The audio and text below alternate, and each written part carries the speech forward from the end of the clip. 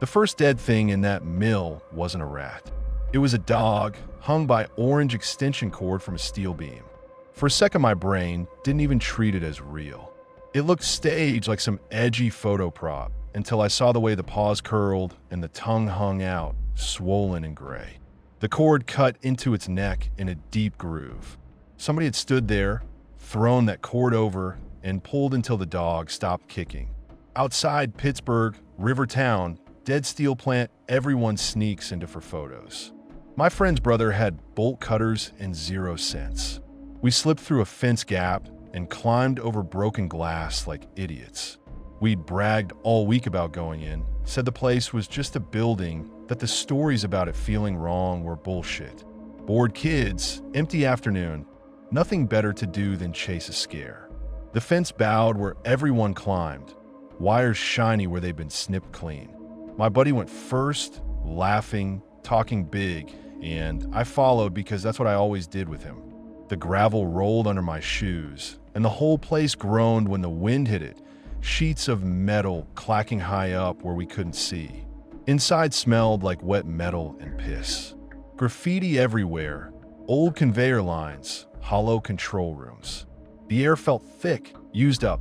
We took pictures through rocks, acted tough. Then we saw the dog. Rope marks on its legs. Muzzle taped. Whoever did it want to practice. Up close it was worse. The tape stayed glossy, not dusty like everything else. You could see where the dog had clawed at the floor, little white arcs scratched into the concrete. Someone had left a metal bowl with a ring of dirty water, like they pretended to care before they killed it. The hair on my arm stood up. This wasn't kids. This was planning. I said we were leaving. The words came out flat, but I meant them. I didn't care if he laughed. My buddy called me a pussy and pushed for the old locker room. He said if someone did this, we should at least see what else they'd done. I told him there were people you didn't go looking for, but he was already walking, camera in his hand like that would protect him. Doors were shut there, not rusted open like the rest, shut with fresh padlocks on the outside. That detail landed hard. You lock things in, not out. Someone had scratch tally marks down the paint, counted up into the dozens. They were carved deep, messy, overlapping like whoever made them shook while they worked. I ran my fingers over them and felt bare metal through the flakes of green. We stood there listening. Big, dead building, drip of water somewhere, clank of loose chain. My friend muttered that maybe maintenance used the room, maybe they stored copper, anything normal. I pointed at the tallies again. Whatever they were counting, it wasn't tools. We heard humming, not echo. A human voice, low and weirdly cheerful, on the other side of one locked door. Shuffling footsteps. Something heavy dragged. Terror hit so fast it felt like a physical slap. That humming didn't sound scared or trapped. It sounded busy, comfortable. It circled the same few notes over and over like a kid, half singing a song they didn't know the words to. The drag noise came in bursts, scrape, pause, scrape, like a big bag getting hauled across the floor. My friend whispered that maybe someone needed help. His voice shook, but he still reached toward the door, still trying to fit this into some normal story where we were the good guys. I grabbed his arm and hissed. Then why the fuck are they locked in from the outside? My nails dug into his hoodie. I just wanted distance between us and that sound. The humming stopped. Silence hit so hard I heard my own pulse in my ears. Whoever was in there moved right up to the door. Handle rattled gentle, testing. Then a man said, clear as anything, "You forgot to lock it." His voice was calm. No shouting, no begging. Just a reminder, like he was correcting someone who'd missed a step. The words twisted in my head. You forgot to lock it, not unlock. Lock, like the door needed to stay closed for our sake, not his. Every hair on my neck stood up. We bolted. No cool exit, no looking tough, just pure panic. I ran so hard my lungs burned and my vision tunneled. Somewhere behind us, metal slammed once hard, like something heavy hit that door from the inside. I didn't check. I just kept my eyes on the slices of daylight ahead and aimed my body at them. On the way out, we passed a forklift we hadn't seen before, still warm, keys hanging. Someone else had come in after us. The engine ticked as it cooled. A thermos sat in the cup holder, lit off, steam barely rising from the coffee. That normal detail almost made me gag. Whoever parked that thing had walked past the same dead dog and gone on like it was nothing. We hit the gap in the fence and saw fresh boot prints in the mud leading in, bigger than ours, heel worn down one side. They tracked straight toward the entrance we'd used, print after print, slow and steady. I pictured a big guy with one foot turning in a little, walking like he had all the time in the world. I looked back once and caught a shape in a broken window, just watching. Not chasing, just memorizing our faces. Shoulders squared, head tilted slightly like he'd leaned closer to the glass. We didn't stop until we hit the road.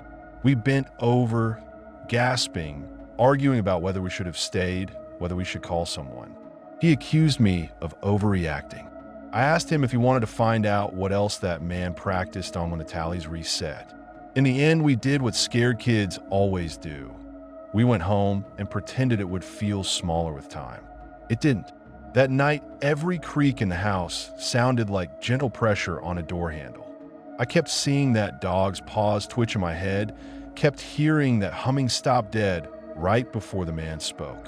When I finally slept, I woke up clawing in my own throat, nails pressed into skin like I was trying to pull a cord off. My buddy wanted to turn it into a story, something to brag about at parties. I couldn't. I started avoiding him because every time he laughed about it, that humming crawled back up my spine. Eventually, he said he'd called the cops anonymously, said they'd send someone, told me to chill. I didn't believe him until a patrol car cruised past my street later that week, and he texted, "See? Taken care of." I knew better, though.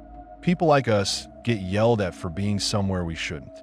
People like him, humming behind locked doors, slip right through. Cops checked it out later, said it's private property, told us not to trespass. Nobody cared about the dog. Nobody cut those locks. To the man humming in the locker room, and to whatever you had dragging in there, let's never fucking meet.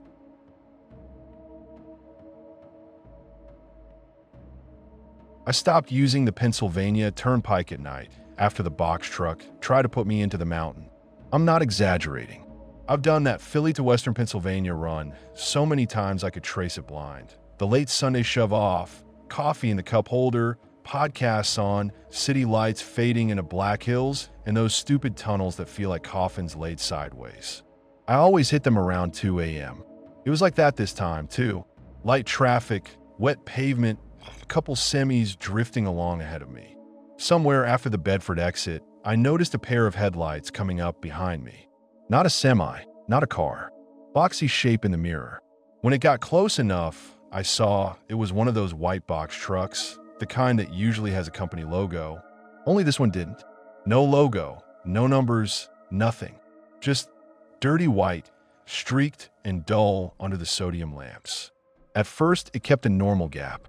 Then the space started shrinking. Slow, like it didn't want me to notice. Headlights slid up until my rear view turned into pure glare. My cabin flooded with white light. I nudged the cruise a little higher. The truck matched me. I told myself, fine, just let him by. I signaled, eased into the right lane, backed off a bit. He dropped right with me, stayed glued to my bumper like I dragged him over with a rope. No pass, no flash of the brights. Just wait. Pressure. Every time I tried to adjust, he adjusted. I moved left, he drifted left. I moved right, he drifted right, sitting off my quarter panel like he was steering me without touching me. My hands cramped around the wheel. That stretch is mostly black trees and hills, no place to duck off, and those tunnels keep popping up like teeth. I kept arguing with myself. He's just impatient. He's just tired. Don't be dramatic. But my body didn't buy it. My shoulders hiked up, my stomach knotted, and my eyes kept flicking between mirrors and road, waiting for the hit. We came up on a tunnel. I already hate those things. Narrow lanes, concrete pressed in on both sides, no shoulder, no room to fuck up. As soon as I saw it, my chest tightened. If he tagged me in there, that was it. We rolled into the tunnel, and the sound changed, tires whining against concrete. The world turned into glowing orange walls and a low ceiling. My headlights carve a path. It filled the whole inside of my car and bounced off the walls. Then they just vanished. No dim, no flique. 1 second my mirrors blazed white, the next there was nothing. Just my own light stretching ahead in this black space behind me where the glare had been. For a few heartbeats, I thought he must have dropped way back. Then I caught the shape in the mirror. The truck was still there. Same distance, maybe closer. Box outline, cab outline, rolling dead behind me at 65 with every light off. No running markers, no glow on the walls, nothing from the dash. Just a lump of deeper black in the tunnel, riding my ass and using my headlights to see. Something in my head snapped. I stomped the brakes. Not a tap, full panic, seat belt digging into my collarbone, everything on the seat flying forward. Any normal tailgater would have plowed into me or swerved or at least twitched. He didn't. The truck slowed with me, perfect timing, never changed the gap, never drifted. It moved like we were bolted together. I tried to see the driver. There should have been a faint outline, a face, a hand on the wheel, even a phone glow. I saw nothing. The windshield looked like a darker square inside the dark cab. I swear it was emptier than it should have been. I kept letting off the gas and hitting it again, little feints trying to catch him off guard, but he floated with every change. No horn, no connection. The wall stayed the exact same distance from his side, like he'd drawn a straight line through the tunnel at 2 a.m. and just let the universe move around him. My brain started chasing every horrible possibility. Some tweaked out asshole playing chicken, some bored psycho trying to make me wreck just to watch. Another part of me kept saying, this isn't how people drive, this doesn't fit, something's wrong. About halfway through the tunnel, one of those emergency bays opened up on the right. Just a little pocket in the wall with a call box. I'd never even really noticed them before. This time it might as well have had a spotlight on it. I jerked the wheel and dove for it. Tires screamed, the car lurched, the right side kissed the rumble strip, but I managed to haul into the bay and stomp the brake. I stopped crooked, nose inches from concrete. The truck blew past my left side a second later. Still no headlights, just a massive black shape, close enough that I felt the push of air rock my car.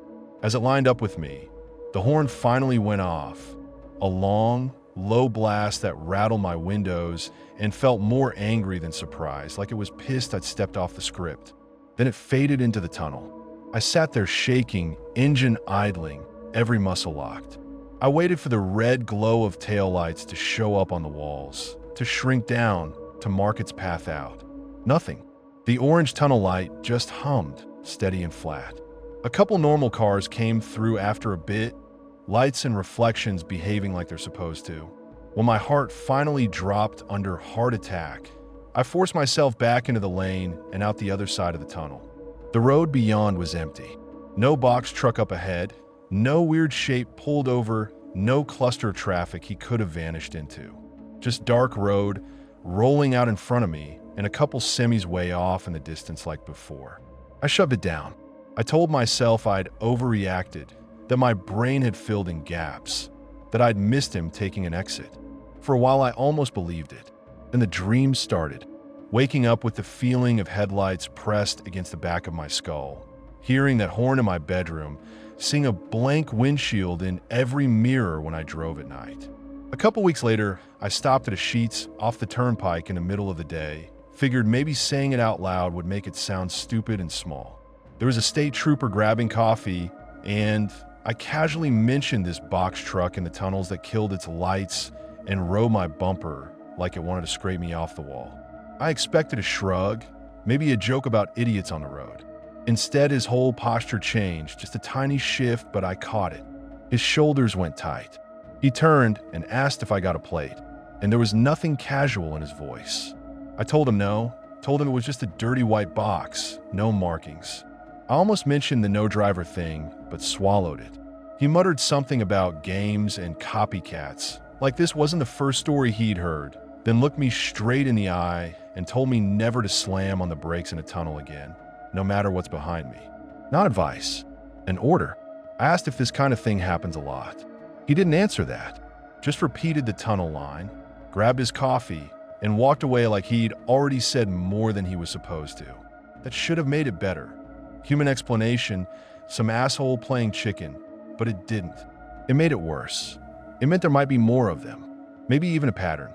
Maybe even a story they don't put on the news because nobody wants to hear about trucks that pace you in the dark and dare you to flinch. I don't care what the reason is anymore. I won't give that stretch of road another chance. Now I take the long way over 30. More curves, more towns, more places to get help if someone decides to play highway bully again.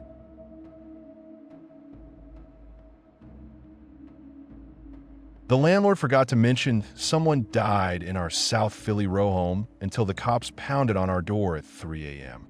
3 of us took the place because it was cheap and close to campus. That was it.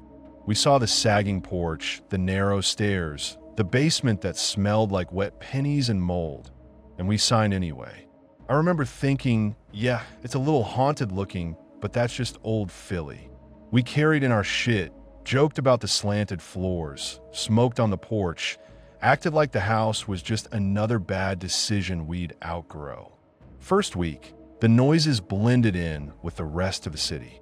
Pipes banged, neighbors yelled, something scratched in the walls. I slept on the 3rd floor right under the sloped ceiling, and I told myself the extra creaks were just the house settling. Every old house settles, right? You say they're like a charm, and you ignore the way some sounds feel like they're paying attention to you. Then stuff started disappearing. Not big valuables. Lighters. A single sneaker. 3 slices of pizza from a box we hadn't finished. My lab notebook turned up on the kitchen counter when I swore I'd left it zipped in my bag. Jess's lipstick vanished, then reappeared in the bathroom cabinet behind the cleaning supplies. We blamed each other fast. That's the part that still pisses me off. It took, 10 days before we started treating each other like suspects. Jess accused Marco of letting his friends crash. Marco snapped that Jess's boyfriend basically lived there for free and probably helped himself. I got caught in the middle, telling them to chill while thinking, okay, but seriously, who the fuck keeps touching my stuff? The first time I heard the footsteps on the 3rd floor stairs, I wasn't even half asleep. I lay there scrolling my phone, room dark except for the screen. The house felt extra quiet, like someone turned down the whole block. Then I heard it. One step, then another slow, weight pressed to the sides of the treads like whoever was practiced not making noise. Those stairs screamed under normal use. This sounded like someone walking on tiptoe over landmines. I stared at my door and counted. 8 steps up from the landing to my room. I heard 7, then nothing. The air felt thick. The knob turned just a fraction, metal on metal, then stopped. No light under the door, no shadow, no voice. Just that sense of someone right there, inches away, listening. I didn't move. I lay there with my heart pounding in my ears, phone clutched in my hand, screen dimming, thinking if I breathed too loud he'll hear. I waited for retreating steps. Got nothing. At some point, I must have zoned out from pure adrenaline and exhaustion because the next thing I remember is gray light and my alarm. I dragged myself downstairs feeling stupid and shaky, ready to write it off as some weird half-dream, until I saw the back door. There was a muddy print on the inside, right by the handle. Not one of ours. Smaller heel, weird worn-down tread. Fainter smudges tracked toward the sink. The window over the sink sat open half an inch, curtain caught in it. I knew I'd slammed the thing shut. It stuck every time. The lock still faced the locked way, but the frame didn't sit right anymore. I called everyone in. We compared shoe soles like we were in some cheap cop show. Nothing matched. Jess said, maybe it's old, but the mud hadn't fully dried. Marco checked the basement like he expected to find a dude just standing there. We argued in circles until Jess said, fine, Gamera, I'm done guessing. We bought a cheap baby cam off Amazon and stuck it high in the kitchen corner so it watched the back door and window. Jess set up the app, flipped through settings with this tight jaw, motion alerts on max. None of us said we were scared. We talked about evidence and catching whoever the fuck thinks we're hostile. It felt better to be angry than terrified. 2 nights later, at 2:12 a.m., my phone buzzed. Motion detected. Then again. Then again. I sat up before I was fully awake and already knew it was bad. I went downstairs, legs jelly, and banged on Jess's and Marco's doors. We crowded around Jess's phone at the table. All of us in pajamas, the house dead silent. She hit play. The video showed our kitchen in grainy night vision. For a few seconds, nothing. Then the window latch jerked up like an invisible hand grabbed it. The bottom frame pushed up just enough for a body to squeeze through.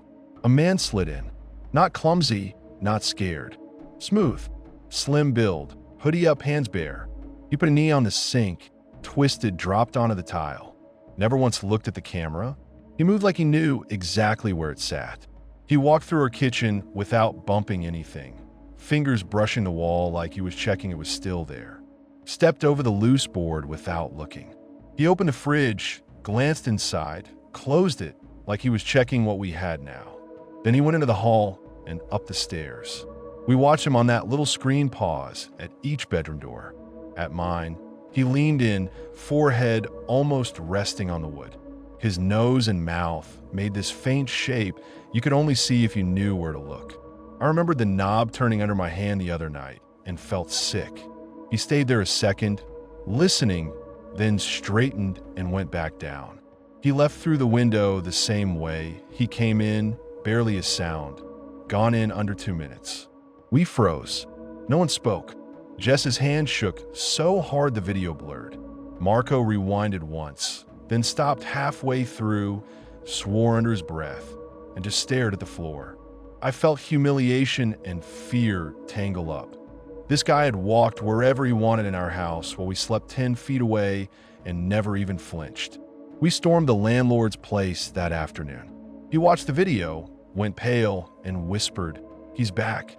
They said he was gone. That's when he finally told us about the girl who rented my room before me. 3rd floor.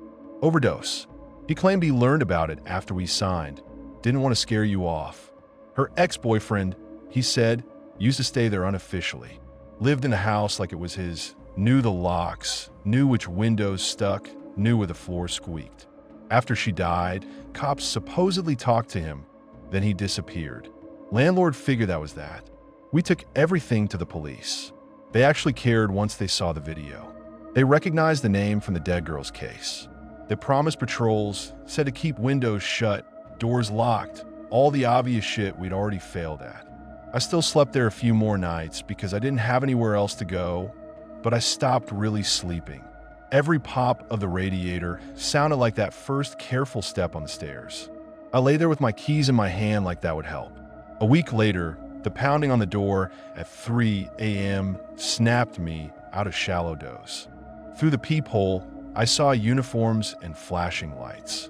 They said they caught him halfway through climbing in the kitchen window again. Same hoodie, same method. This time he had a knife on him, blade wrapped in a sock. They said he didn't fight, didn't act dangerous.